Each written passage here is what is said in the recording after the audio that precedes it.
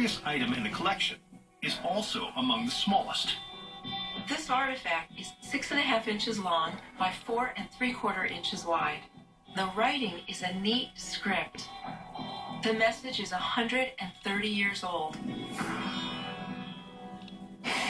This handwritten letter recalls an incredible tale that changed the nation forever. This is a story about a practical joke, politics, and not backing down. It's 1887 in the small town of Argonia, Kansas. A mayoral election is set to take place on April 4th, but this time history is in the making. Following a recent change in law, women will be allowed to vote in the municipal elections. No one is more excited to exercise the right to vote than a leading member of the Women's Christian Temperance Union, 27-year-old mother of 4, Susanna Salter. Salter was a bit of an unusual woman for her time in that she had been well educated herself, including having gone to college. She was involved in issues concerning women, children, making life better. As election day looms, Salter summons her fellow union members to discuss how to ensure that the matters that concern them are addressed in the election. Little do they know, their peaceful gathering is about to be hijacked. During the meeting, a bunch of local guys showed up, and they heckled the women, and in general tried to make a joke out of the whole idea that women had anything valuable to say. But Salter refuses to back down. Surprisingly, they weren't able to ruffle her. She continued running the meeting in a very orderly manner. Salter puts the incident behind her. But on the morning of the election, while she's out hanging laundry, a delegation of men arrives with urgent news. Without her consent or knowledge, Susanna Salter has been nominated as a candidate. How did a woman's name get on the ballot? She didn't have any idea.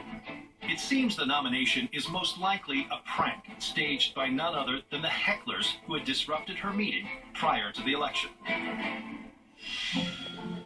Their goal was to embarrass her. They thought that maybe she'd get about 20 votes and she would be humiliated. Since candidates do not have to file in advance of the election, the hecklers could simply have had ballots printed up with Salter's name on them. But Salter has a surprise of her own in store. If she is going to be on the ballot, she will give it her all. She's willing to walk into this situation, whatever the resolution might be. Salter spends the rest of Election Day campaigning hard throughout the town. She had no idea what effect this would have, not only on her city, but the state and the country.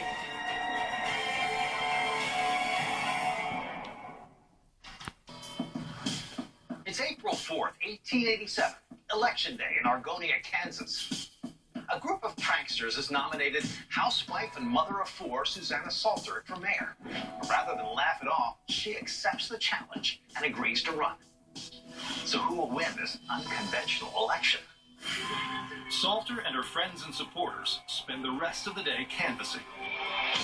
As people were walking around the town, these guys would approach them, show them the ballot, explain why she was a great candidate, ask them to vote for her. As the day comes to an end, she knows she has done her best, especially given the amount of time she had. All she can do now is sit back and let the votes be counted. So much was riding on that night. This is the first time women were voting in that town, and they were voting for a woman candidate. How could anybody know what the outcome would possibly be? That evening, when the results are announced, a gasp goes through the room. Susanna Salter has received 2/3 of the vote. Salter is duly elected to the office of mayor. She must have been surprised to find that not only had the women voted for her, but enough men trusted her to vote for her too. The troublemakers who nominated her are shocked. But Salter is honored to serve as the first female mayor in the United States.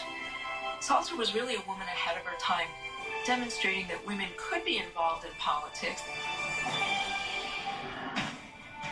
Today, this letter announcing Susanna Salter's mayoral win is held at the Kansas Museum of History in Topeka. It recalls a pioneering woman who took on her political pranksters and had the last laugh.